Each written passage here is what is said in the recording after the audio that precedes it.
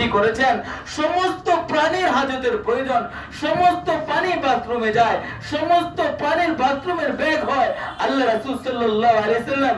এই জন্য বলে এটা অনেক গুরুত্বপূর্ণ বিষয়। বলে এই বিষয় থেকে যদি মানুষ পবিত্রতা হাসিল না হইতে পারে, তখন মানুষের ইবাদত কখনো কবুল হবে না।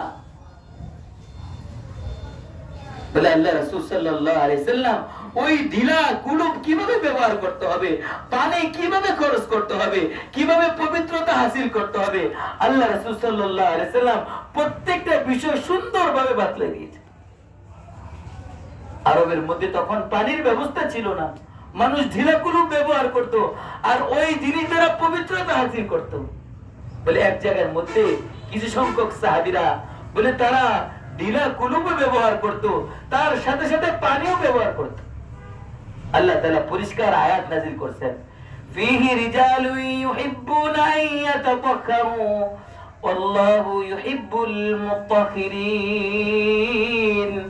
ফীহি রিজালুন ইউহিব্বুনা আন ইয়াতাতাহহারু ওয়াল্লাহু ইউহিব্বুল মুত্তাহহিরিন। বলে যারা পবিত্রতা অর্জন করে, পবিত্রতার সাথে থাকে, আল্লাহু ইউহিব্বুল মুত্তাহহিরিন, আল্লাহ তাআলা পবিত্রতা অর্জনকারীদেরকে আল্লাহ তাআলা মুহাব্বত করেন। ইন্নাল্লাহা ইউহিব্বুত তাওয়াবিন ওয়া ইউহিব্বুল মুতাতাহহিরিন, আল্লাহ তাআলা তাওবাকারীদেরকে আল্লাহ তাআলা বেশি পছন্দ করেন এবং পবিত্রতা অর্জনকারীদেরকে আল্লাহ তাআলা বেশি পছন্দ করেন। হাসরের ময়দান আল্লাহ রাসূল সাল্লাল্লাহু আলাইহি সাল্লাম নিজেই পরিষ্কার হাদিস বাতলাই দিয়েছেন। বলে অধিকাংশ মানুষ শুধু পবিত্রতা হাসিল না করার কারণে, বলে অধিকাংশ মানুষের কবরের মধ্যে শুধু এই কারণে আযাব হবে।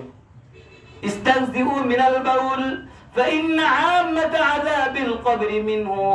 আল্লাহ রাসূল সাল্লাল্লাহু আলাইহি সাল্লাম বলেন, ইস্তানজিউ মিনাল বাউল ফাইন্না আম্মাতা আযাবিল কবরি মিনহু। বলে অধিকাংশ মানুষ ঢিলা কুলুপের সতর্কতা না করার কারণে, হাজতের সময় সতর্কতার অবলম্বন না করার কারণে, বলে অধিকাংশ মানুষের কবরের মধ্যে শুধু আযাব হবে।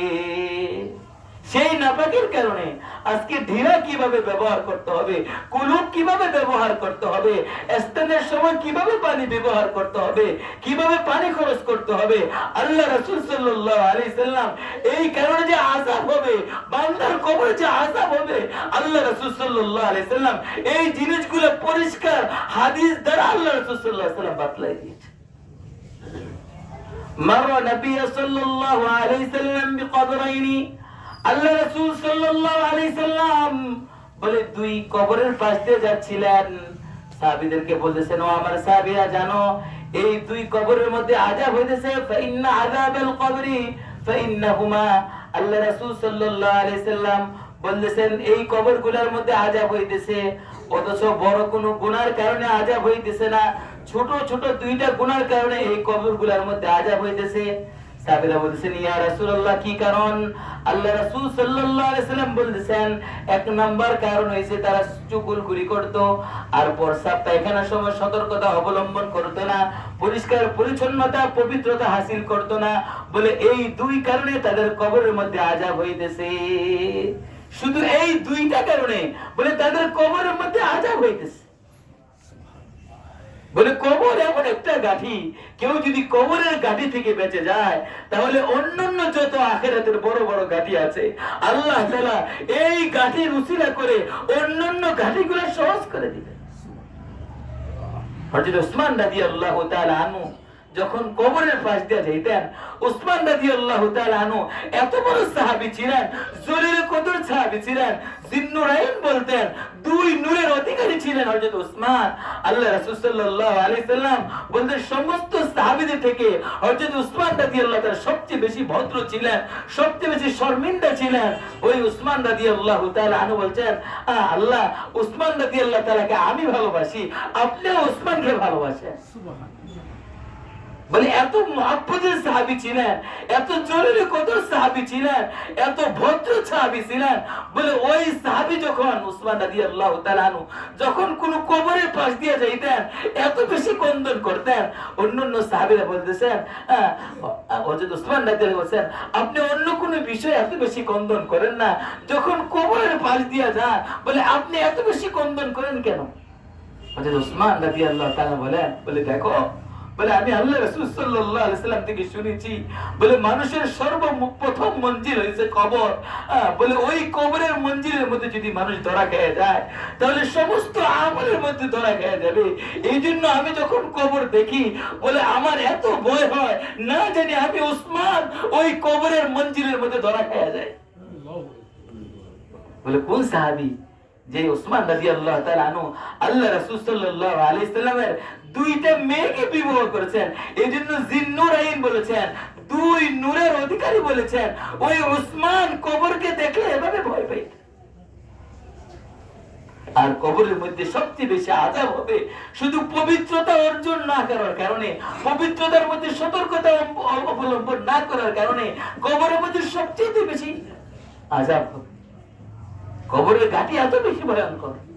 হযরত ফাতিমা রাদিয়াল্লাহু তাআলা আনহা বলে যিনি সমস্ত মহিলাদের জান্নাতের মধ্যে সর্দারানী হবেন, হযরত ফাতিমা রাদিয়াল্লাহু তাআলা আনহা, যিনি মুহাম্মদ সাল্লাল্লাহু আলাইহি সাল্লামের কন্যা, যিনি হযরত আলী রাদিয়াল্লাহু তাআলা আনহুর স্ত্রী, হযরত হাসান হুসাইনের মা, হযরত ফাতিমা রাদিয়াল্লাহু তাআলা আনহাকে যখন কবরের মধ্যে শোয়াইতেছেন, হযরত আলী রাদিয়াল্লাহু তাআলা আনহু এলান দিতেছেন, বলে জানো, বলে কবরকে বলেছেন, ও কবর তুমি জানো, বলে তোমার বুকে আজকে কাকে শোয়ানো হবে? যিনি স্বয়ং মুহাম্মদ সাল্লাল্লাহু আলাইহি সাল্লামের সবচেয়ে আদরের কন্যা ফাতিমা রাদিয়াল্লাহু তাআলা আনহা। বলেছেন, ও কবর তুমি জানো, বলে তোমার বুকের মধ্যে আজকে কাকে শোয়াবে?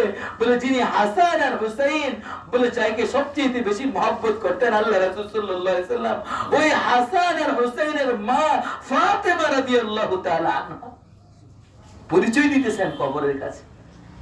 বলেছেন, ও কবর তুমি চিনো তোমার বুকে আজকে কাকে শোয়ানো হবে? যিনি সমস্ত মহিলাদের সর্দার হবে, জান্নাতের সমস্ত মহিলাদের সর্দার হবে, ওই ফাতিমা রাদিয়াল্লাহু তাআলা আনহাকে বলে আজকে তোমার বুকের মধ্যে শোয়ানো হচ্ছে। যিনি হযরত আলী, শেরে আলী, আল্লাহ রাসূল সাল্লাল্লাহু আলাইহি সাল্লাম আলী রাদিয়াল্লাহু তাআলা আনহুর ব্যাপারে বলেছেন, বলে ইলমের শহর বলেছেন, ইলমের দরওয়াজা বলেছেন হযরত আলী রাদিয়াল্লাহু তাআলা আনহু। বলে ওই আলীর স্ত্রী ফাতেমা। তখন কবর থেকে আওয়াজ আসলো, কি আওয়াজ আসছে? কবর থেকে কি আওয়াজ আসছে? আওয়াজ আসতেছে, বলে আমি ফাতেমা রাদিয়াল্লাহু তাআলা আনহা, বলে মুহাম্মদ সাল্লাল্লাহু আলাইহি সাল্লামের কন্যাকে আমি চিনি না, হযরত আলী রাদিয়াল্লাহু তাআলা আনহুর স্ত্রীকে আমি চিনি না, হাসান হুসাইনের মাকে আমি চিনি না, জান্নাতের সর্দারকে আমি চিনি না, আমি শুধু চিনি ঈমান আর আমল। বলে যার ঈমান আর আমল ভালো থাকবে, বলে তার সাথে আমার ভালো ব্যবহার হবে, যার ঈমান আর আমল ভালো হবে না তার সাথে আমার ভালো ব্যবহার হবে না। এজন্য কবর এমন এক ঘাঁটি, আর ওই কবরের মধ্যে সবচেয়ে বেশি আযাব হবে শুধু পবিত্রতা অর্জন না করার কারণে। বলে আজকে অধিকাংশ মুসলমান বলে পবিত্রতা কিভাবে অর্জন করতে হয়, পবিত্রতা কিভাবে হাসিল করতে হয়, বলে ওই জিনিসটাই বুঝে না। আজকে অনেক ভাইকে যদি বলি, ভাই মসজিদে আসেন একটু নামাজ পড়ার জন্য, আজান হয়ে গেছে, বলে সে ডাক দিয়ে বলে হুজুর আমার শরীরটা ভালো না। আরে একজন মুসলমান সে কিভাবে নাপাকি থাকতে পারে? একজন ইমানদার মুসলমান দাবি করতেছে, তার শরীর নাপাক কিভাবে থাকতে পারে? তার পোশাক নাপাক কিভাবে থাকতে পারে? তার জিসিম কিভাবে নাপাক থাকতে পারে? সে কিভাবে বলবে সে নাপাক? অথচ মুসলমানদের সবসময় পবিত্র অবস্থায় থাকবে। বলে নামাজ শুধু আমার নিজের জিসিম পবিত্রতা হইলে হবে না, বলে আমার শরীরের মধ্যে যে কাপড় আছে ওই কাপড় পবিত্রতা থাকতে হবে, আমার শরীরটাও পবিত্র থাকতে হবে, আমার হাত পবিত্র থাকতে হবে, আমার কপাল পবিত্র থাকতে হবে, আমার চক্ষু পবিত্র থাকতে হবে। আজকে আমি যে আমার মালিকের দরবারে সেজদা দিতেছি, আমার চোখ পবিত্র না, আমার জবান পবিত্র না, আমার কপাল পবিত্র না, আমার হাত পবিত্র না, আজকে সেজদা তো দিতেছি, বলে হুজুর নামাজ তো পড়ি কিন্তু কবুল তো হয় না, বলে কি বলেন? কিন্তু আজকে শরীর জিসিম সব অপবিত্র হয়ে আছে। আজকে মুসলমানদের সন্তান এভাবে সুদ খাইতেছে, সুদ খাওয়ার কারণে তার পুরো জিসিম নাপাক হয়ে গেছে, তার জবান নাপাক হয়ে গেছে, তার চোখ নাপাক হয়ে গেছে। আজকে মুসলমানদের সন্তান সুদ খায়, আজকে মুসলমানদের সন্তান সুদের সাক্ষী দেয়।